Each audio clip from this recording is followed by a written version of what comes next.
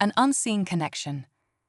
The stars stretched across the endless expanse of space, their light piercing the deep darkness, illuminating the path for those brave enough to venture beyond their worlds. Captain Finn Hart, a seasoned explorer and relentless wanderer, watched this starry scene from the cockpit of his spaceship, Odyssey. It was a sight he'd grown used to over countless voyages, yet it never lost its awe-inspiring allure.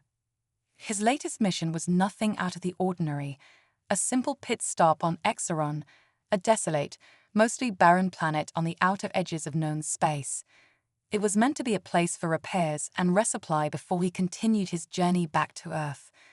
But as his ship descended, Finn couldn't shake an eerie feeling, a strange energy in the atmosphere he couldn't quite place.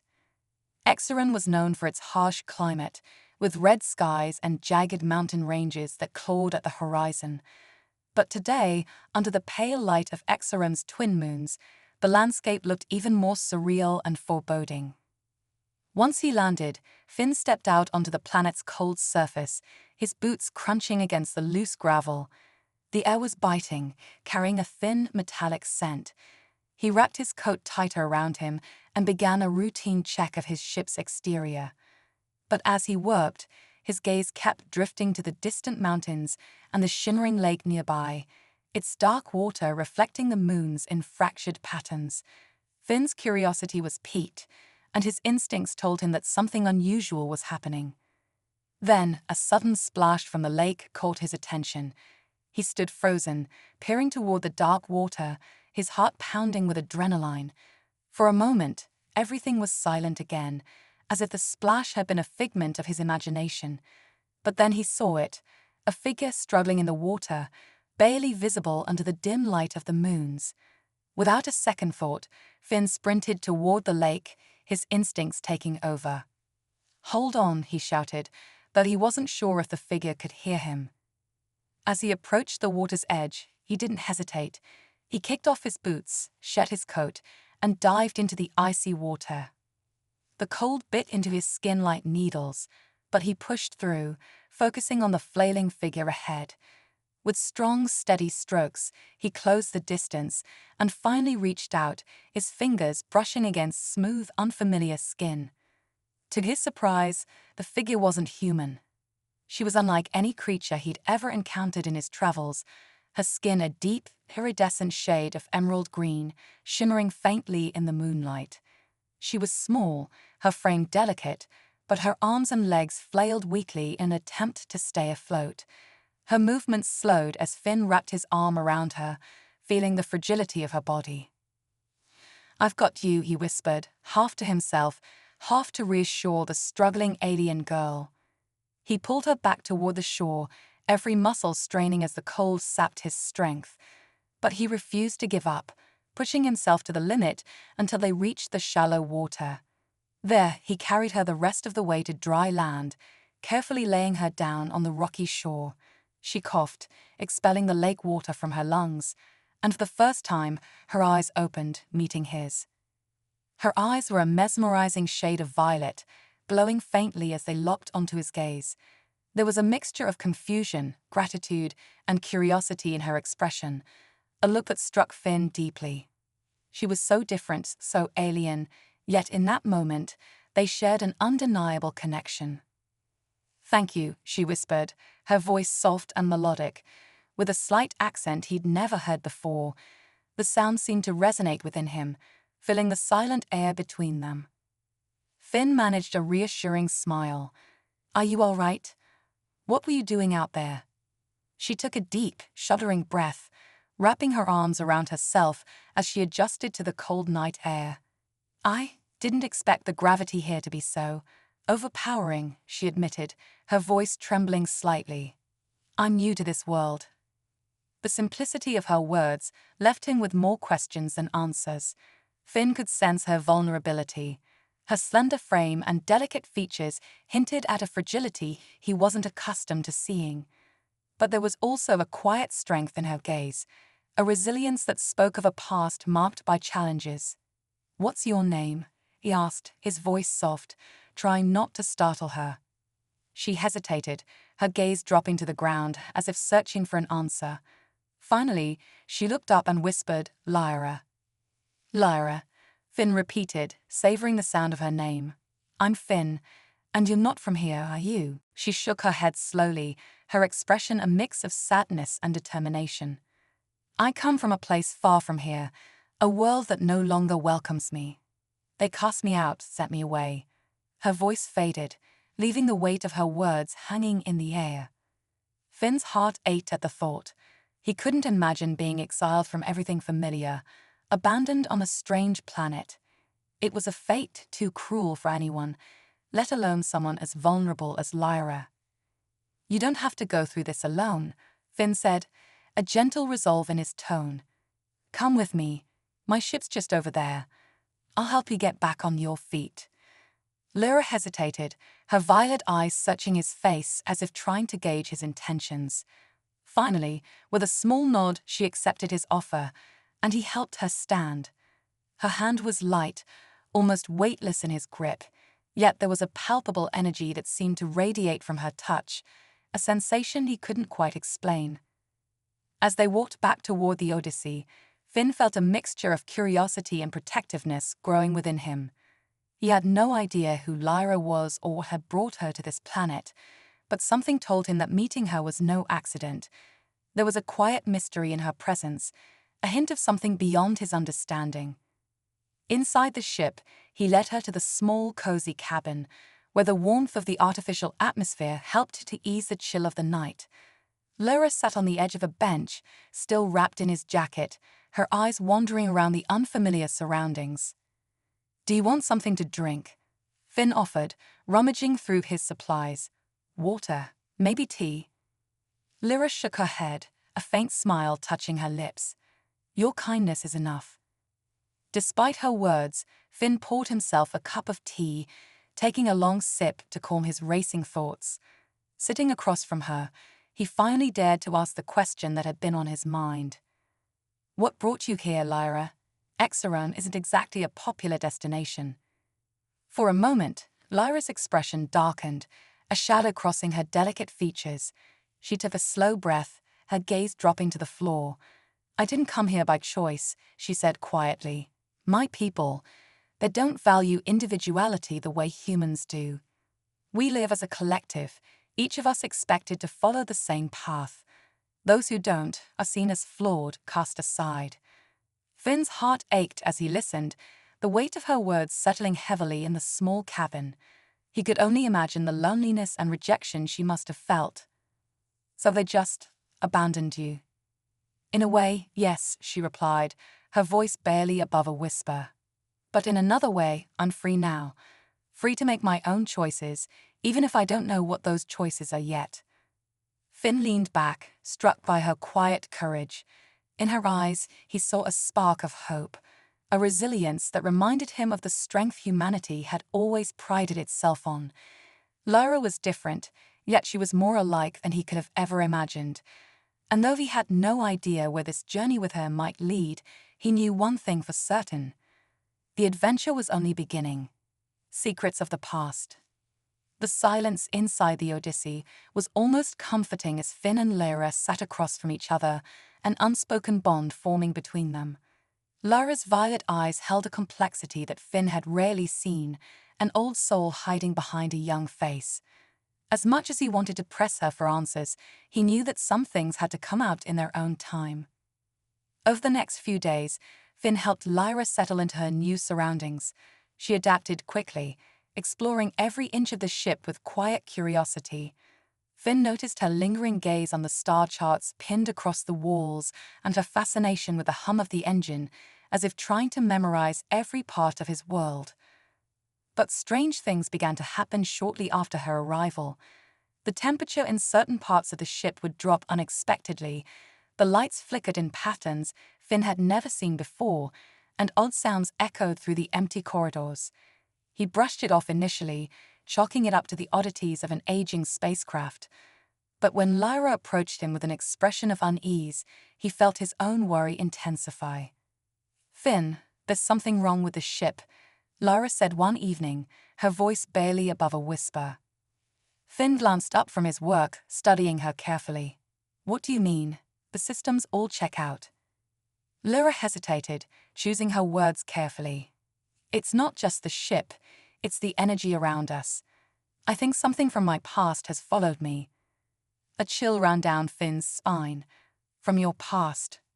She nodded, her eyes darkening. My people, they're called the Astral. We're known for our telepathic abilities, our connection to each other and to the energy fields that stretch across galaxies. When they exiled me, I thought I would be severed from that connection.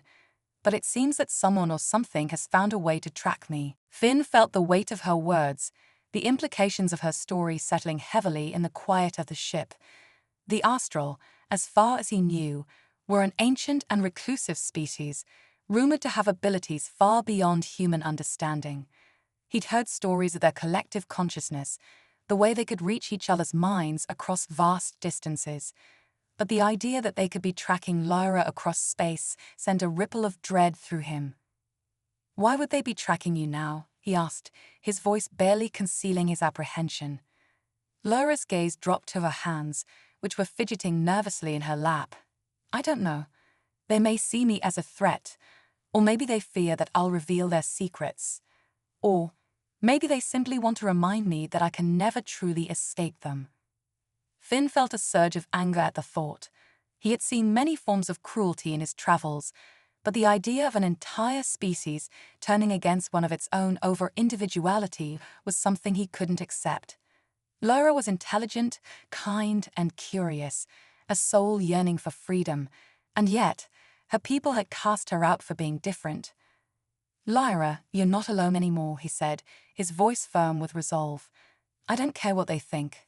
They can't hurt you here. She looked up, a glimmer of gratitude softening her features. Thank you, Finn, but I'm afraid it's not that simple.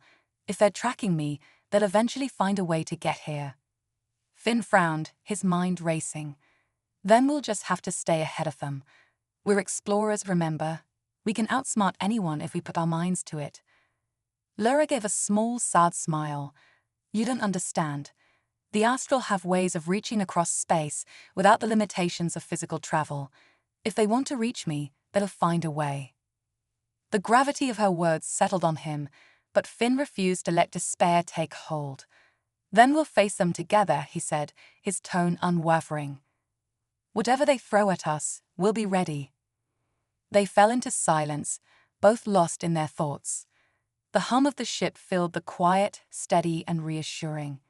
Finn found himself studying Lyra's face, wondering about the life she'd left behind, the world that had rejected her.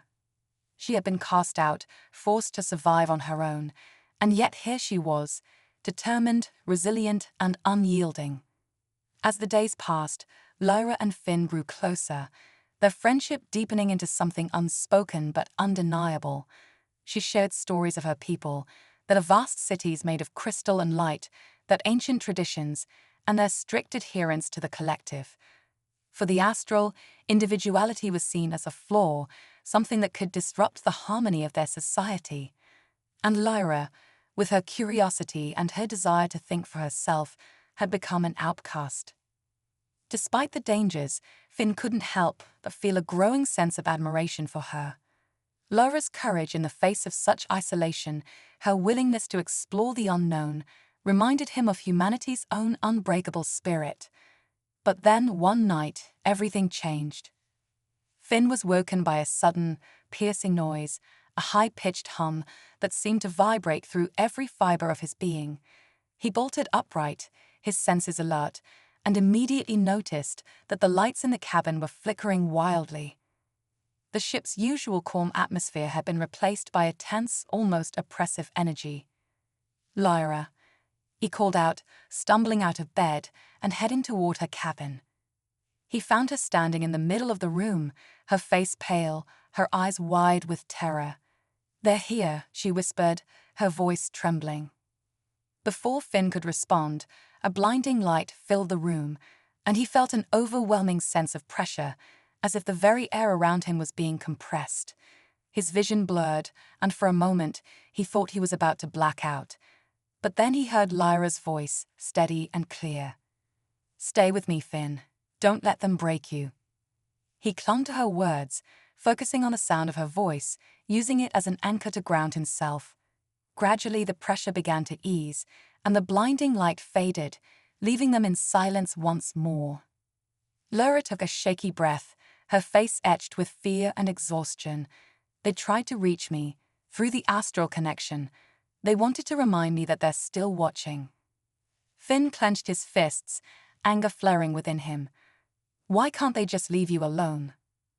She shook her head, a sadness in her eyes that spoke of years of pain. The astral don't forgive easily. To them, I'm a reminder of the dangers of individuality. They'll do anything to make sure I don't disrupt their perfect order. Finn's heart ached for her, but he also felt a surge of determination. He wasn't about to let her face this alone. We'll find a way to protect you, he said, his voice filled with conviction.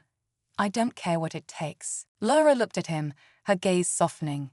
Thank you, Finn. You don't know how much that means to me. In that moment, Finn knew that his life had changed irrevocably. Lyra wasn't just a stranger he'd rescued, she was a kindred spirit, a soul searching for freedom, just like him.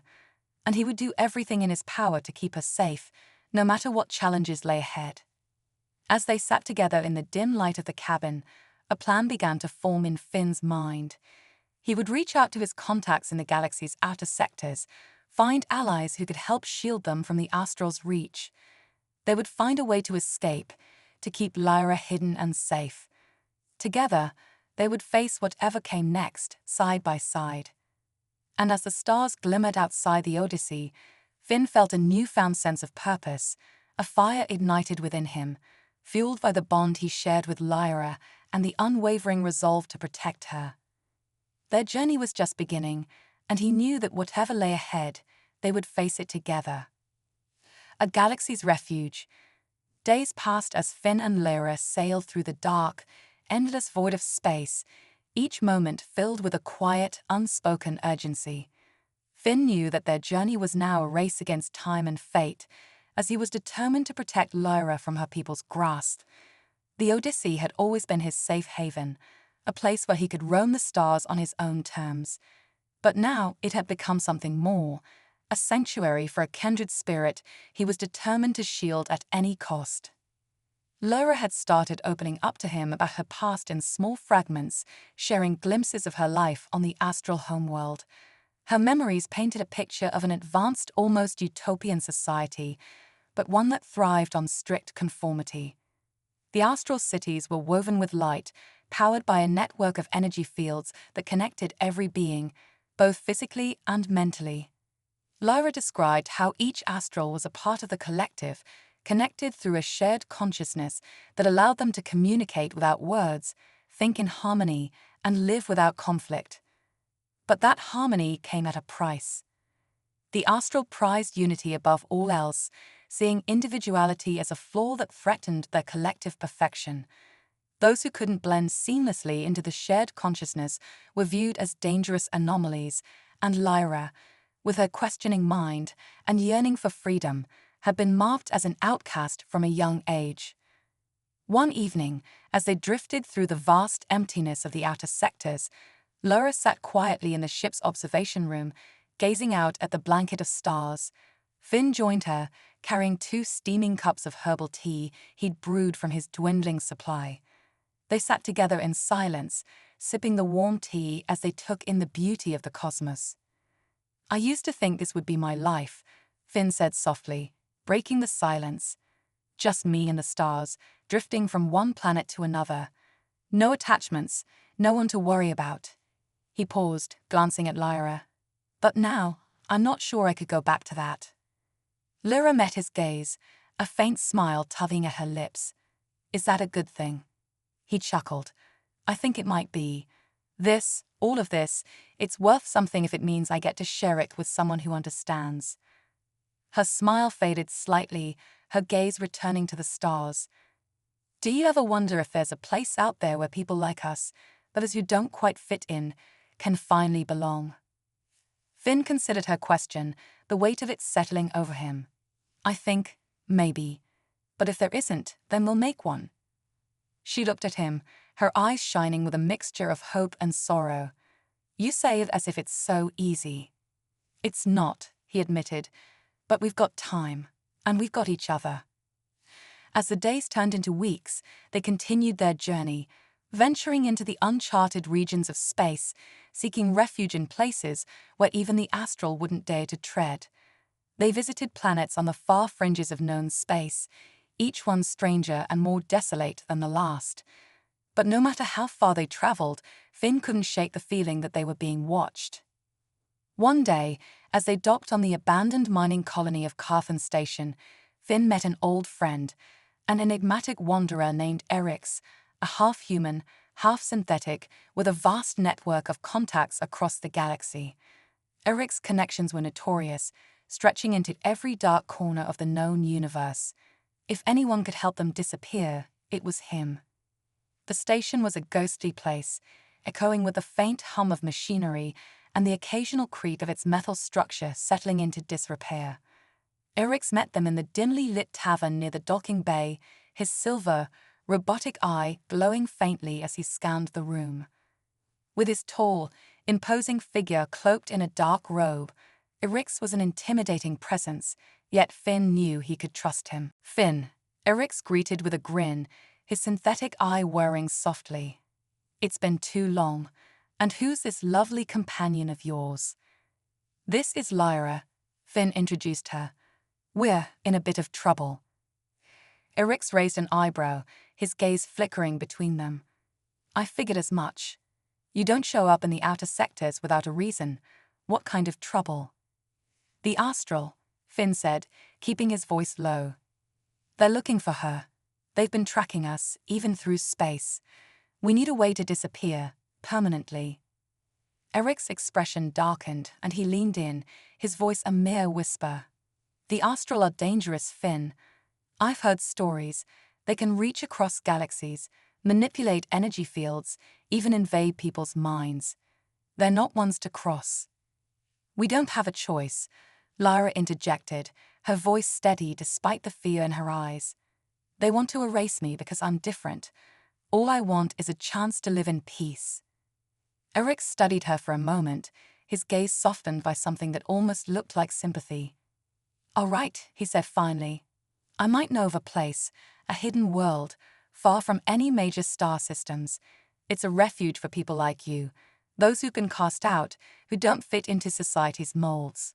It's called Solara." Finn and Lyra exchanged a glance, a flicker of hope sparking between them. "Solara?" Finn repeated. "I've never heard of it." "Most haven't," Erix replied. "It's an isolated planet, hidden within a nebula that shields it from most forms of detection.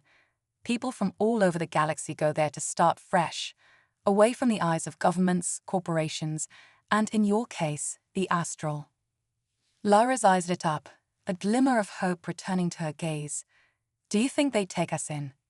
"They might," Erix said, nodding slowly. "But it won't be easy to get there. The nebula is unpredictable, and there are rumors of strange anomalies that disrupt navigation. But if you're willing to take the risk..." Finn didn't hesitate. "We'll do it, whatever it takes." Erix smirked, pulling a small data chip from his cloak. "Then take this. It has the coordinates to the nebula. Once you're inside, you'll need to follow the signals embedded within it to reach Solara. Just remember, it's a one-way trip. Once you're there, you won't be able to leave easily." Finn nodded, taking the chip. "Thank you, Erix. I owe you one." Eric's robotic eye glowed as he looked at them, a hint of warmth in his gaze. "Just make it there safely, Finn, and take care of each other." With a final nod, Finn and Lyra returned to the Odyssey, a renewed sense of purpose guiding them. Solara represented hope, a chance to escape, to build a new life free from the oppressive reach of the Astral. Finn set the coordinates, feeling a mixture of excitement and apprehension as they prepared to navigate the treacherous path. As they approached the nebula, the stars seemed to dim, swallowed by swirling clouds of iridescent colors that shifted and pulsed like a living entity. The ship's systems flickered as they entered the nebula, the sensors struggling to make sense of the chaotic environment. Finn gripped the controls, his focus unyielding as he guided the ship through the ever-shifting fog. Beside him, Laura watched in awe, her face illuminated by the glowing colors outside. She seemed almost at peace, her gaze soft as she took in the beauty of the nebula. "It's magnificent," she murmured. Finn smiled, though his concentration remained fixed on the controls. "Let's just hope it's friendly." Hours passed as they navigated through the twisting paths of the nebula, guided by the faint signals embedded in the data chip. Every so often, strange pulses of energy would ripple through the ship, causing the lights to flicker and the controls to shudder. Finn felt the tension growing within him, but he refused to let fear take over. They were too close to turn back now. Finally, as they emerged from the densest part of the nebula, a small, lush planet appeared on the horizon, its surface covered in vast forests and shimmering lakes. Solara was a hidden paradise, untouched by the hands of civilization, a world where they could start anew. Finn let out a breath he hadn't realized he'd been holding, a sense of relief washing over him. He glanced at Lyra, who was staring at the planet with tears in her eyes, her expression one of profound gratitude. "Thank you, Finn," she whispered, her voice thick with emotion, "for everything." He reached over, squeezing her hand gently. "We're here now. This is our home." As they descended toward the planet's surface, Finn felt a surge of hope unlike anything he'd ever experienced. They had found refuge, a place to belong, and whatever challenges lay ahead, he knew they would face them together. Their journey wasn't over, but for the first time, they had a place to call home. Shadows of Solara. Solara was unlike any place Finn had ever seen, a vibrant world where nature reigned supreme, untouched by towering structures or endless streams of people. Lush forests sprawled across the landscape, rivers glistened with crystalline clarity, and towering mountains painted the horizon. The planet seemed almost too serene, as if it had been waiting quietly, sheltered within its nebula, for those in need of refuge. After setting up a temporary camp, Finn and Lyra spent the first few days exploring their surroundings, mapping out the nearby terrain and searching for resources. They found that the planet was filled with abundant plant life, fruits, and even a few streams with drinkable water. Life on Solara was peaceful, if not a little lonely, and for the first time in what felt like an eternity, Lara could walk freely without fear of being hunted by her people. One evening, they gathered around a fire, watching the stars twinkle above the open clearing they had claimed as their camp. The sky on Solara was different from any other Finn had seen. The stars shone brighter, and the constellations seemed almost closer, as if they could reach out and touch them. Lara gazed up, her eyes reflecting the starry tapestry above. "Do you think they'll find us here?" she asked softly, her voice filled with a hint of lingering worry. Finn shook his head, his gaze steady. "Not if I have anything to say about it. Solara's hidden well. Even the best astral trackers would have a hard time finding this place." He reached over, placing a reassuring hand on her shoulder. "You're safe here, Lyra. We're safe here." A gentle smile crossed her face, and for a moment, the shadows that haunted her seemed to dissipate. They sat in silence, allowing the warmth of the fire to ease the tension of their long journey. Yet, as the flames flickered, casting strange shadows across the forest around them, Finn couldn't shake the feeling that something was watching them, hidden among the trees. The days turned into weeks, and gradually, they began to settle into a routine. Laura thrived in the freedom Solara offered her, spending hours collecting plants, studying the strange flowers, and cataloging them in a journal she'd found on the ship. She seemed more at peace here than Finn had ever seen her, her curiosity blooming like the vibrant flowers she documented. But strange things began to happen around their camp. At first, it was small things. Unfamiliar markings in the dirt near their tents, shadows flitting through the trees at night, and sounds that didn't belong to the usual rustle of leaves or chirping of alien insects. Finn dismissed it as wildlife at first, convinced they were just hearing unfamiliar creatures. But Lyra's instincts told her otherwise. "Finn," she whispered one night, pulling him away from the fire as she scanned the darkened trees. "We're not alone here." He frowned, glancing into the shadows. "You think there are others?" She nodded, her expression tense. "I can feel it.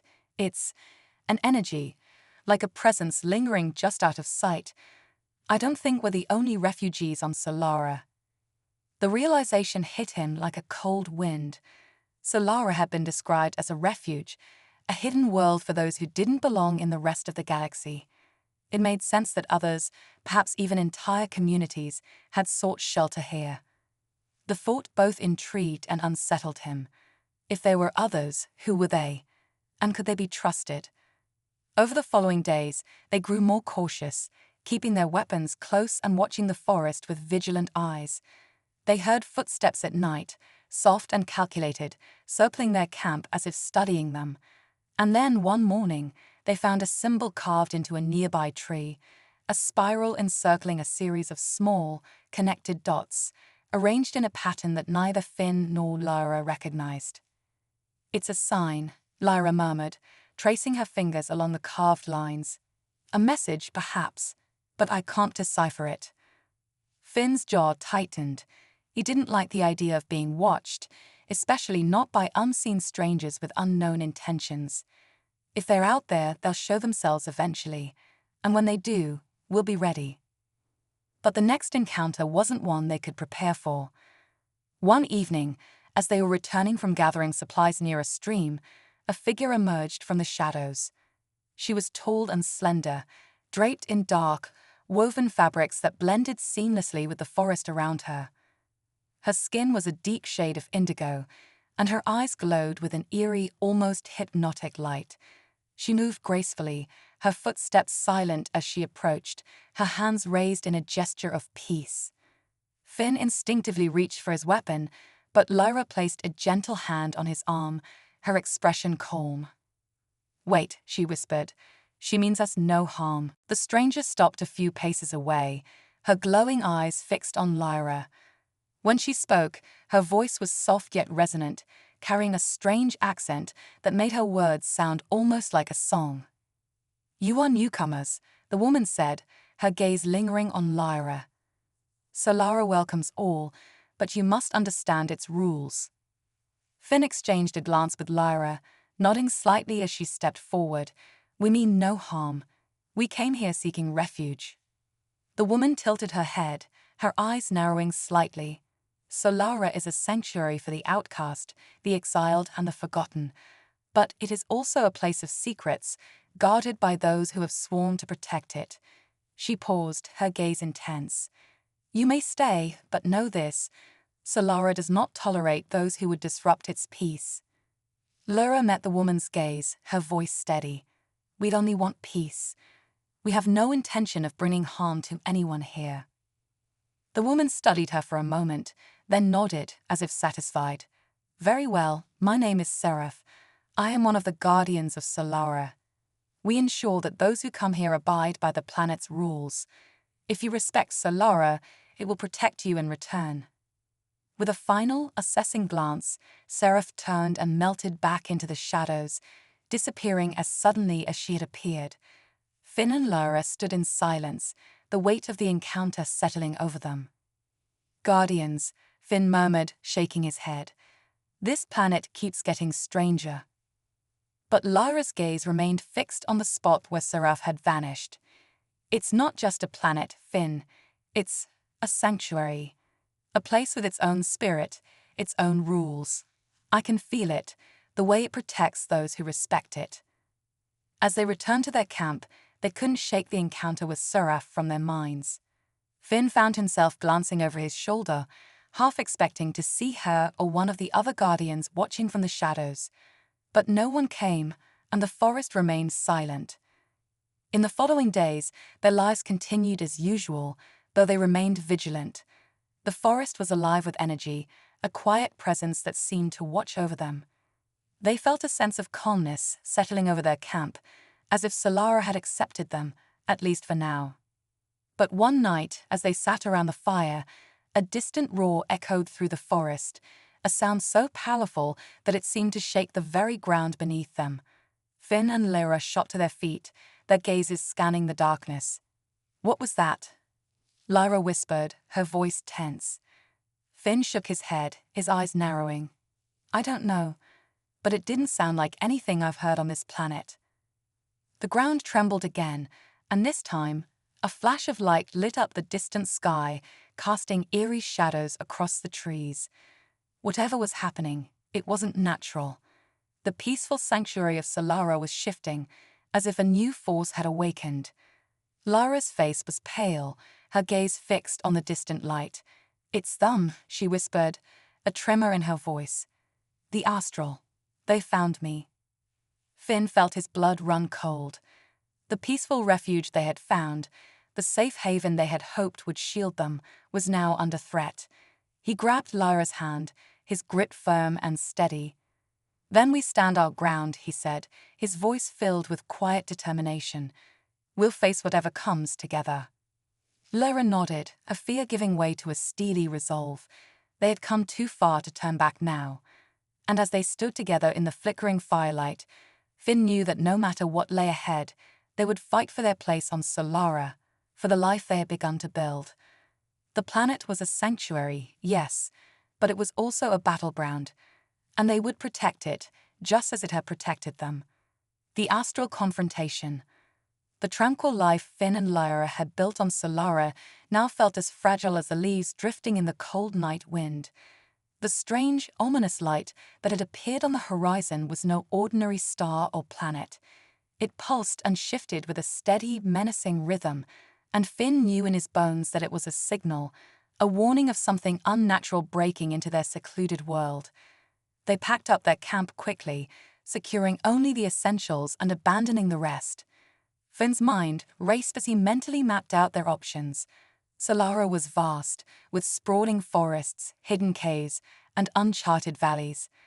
They would have to rely on the terrain to mask their presence, using Solara itself as their shield. But as they ventured deeper into the forest, the trees seemed to thin, and the once vibrant colors of the foliage dulled, as though a shadow was creeping over the land. The energy around them had shifted. Finn could feel it in the air, a strange pressure that pushed down on his chest, making each breath heavier than the last. "Finn, I feel it," Lyra whispered, her voice trembling. "They're close. They're reaching through the astral plane to find me." He took her hand, squeezing it gently. "We'll keep moving. Solara is vast. We'll find a place to hide." But the sensation only intensified as they pressed on, the dense foliage seeming to pull back, leaving them exposed. Just as they passed through a clearing, a low hum filled the air, and the shadows around them coalesced into a familiar figure.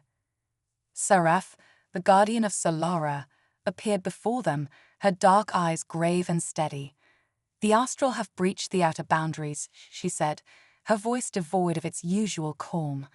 "They are searching for you, Lyra." "We know," Finn replied, his voice tight with frustration. "Is there any way to evade them? Some place they won't find us?" Seraph's gaze softened, and she shook her head slowly. "The astral have the ability to manipulate energy fields, bending them to their will. They will comb every corner of Solara until they reach you." Lyra's face paled, but she held her head high. "Then we'll stand our ground. I'm not running anymore."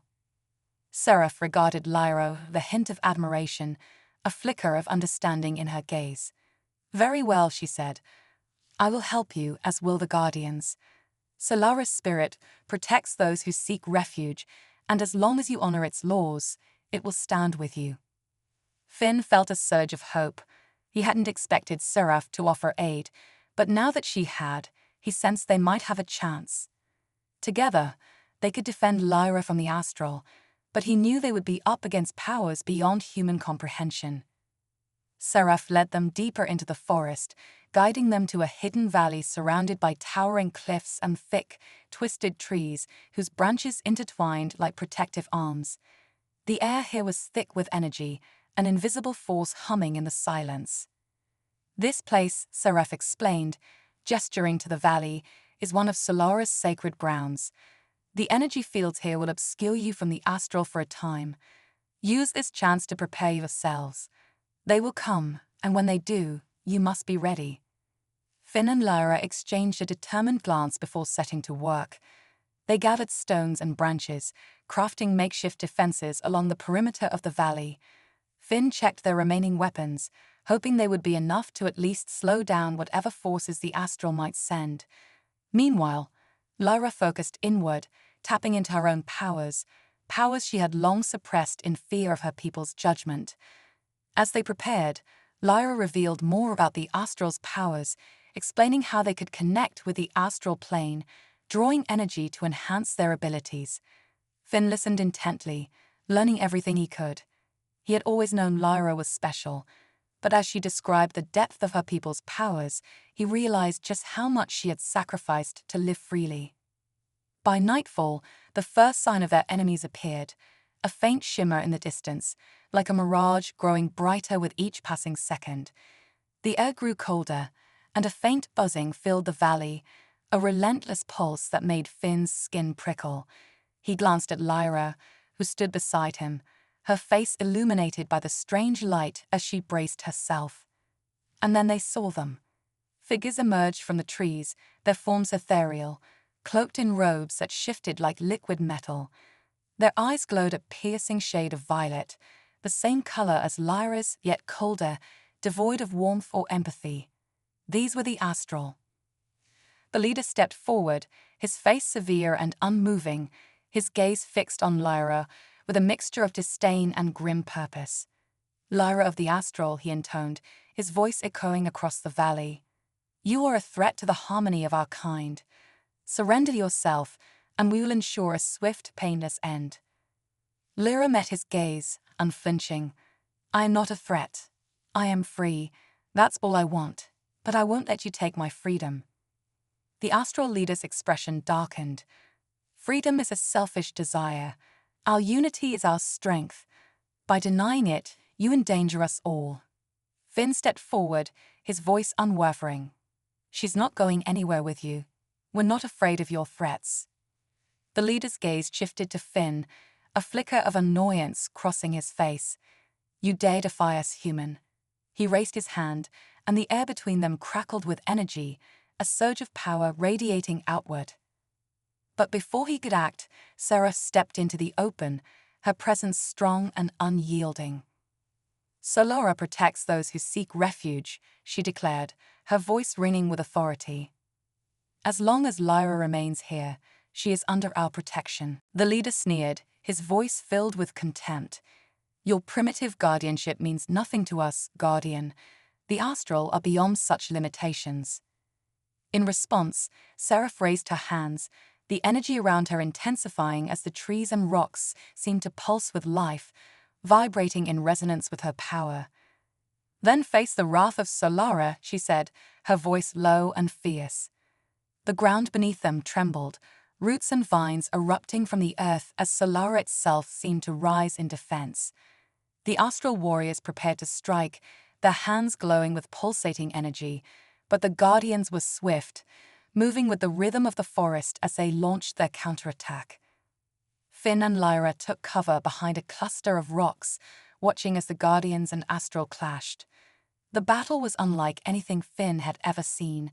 Energy blasts illuminated the night, mingling with the ethereal glow of the Guardian's powers. It was as if the planet itself was alive, fighting back against those who dared to disrupt its peace. But even as the Guardians held their ground, the Astral's power was undeniable. They moved with precision and deadly grace, their abilities far surpassing anything Finn could comprehend. He felt a wave of hopelessness wash over him, but then he looked at Lyra, her face set in determination. "We can't just watch," she whispered, a fierce light in her eyes. "I have to do something." Finn grabbed her arm, his gaze pleading. "Lyra, it's too dangerous. You saw what they're capable of." She shook her head, a fire igniting within her. "They may be strong, but so am I. I've been running my whole life, hiding who I am. I won't do it anymore." Before he could stop her, Lyra stepped into the fray, her hands glowing with a soft violet light. She closed her eyes, drawing on the energy of Solara, letting it merge with her own astral powers. The air around her seemed to vibrate as she unleashed a wave of energy that rippled through the valley, catching the astral off guard. The leader stumbled, his face twisted in shock. "Impossible," he muttered, his gaze fixed on Lyra with a newfound respect, or perhaps fear. Lyra's voice rang out, strong and unwavering. "I am astral, but I am also free. I have chosen my own path, and I won't let you take it from me." The astral leader hesitated, his resolve faltering as he sensed the depth of Lyra's power. For the first time, he seemed to realize that she was not the helpless exile they had cast out. She was something more, an astral who had discovered her own strength, one that rivaled their own. With one final defiant glare, the leader signaled to his warriors, and they withdrew, fading back into the shadows from which they had come. The valley fell silent once more, the battle over, but the tension lingering like a storm that had only just passed. Finn rushed to Lyra's side, relief flooding him as he took her hand. "You did it," he whispered, a mixture of pride and awe in his voice. She looked at him, her face softening. "I didn't do it alone. Solara, and you gave me the strength to face them." Seraph approached, her expression calm but approving. "You have proven yourself, Lyra of the Astral. Solara has accepted you, and you are welcome here for as long as you choose to stay." Lyra nodded, her gaze turning to Finn. She had found not only a sanctuary but also a family, a place where she belonged. And as they looked out at the peaceful valley bathed in the light of Solara's stars, Finn knew that, despite the battles and sacrifices, they had finally found their home.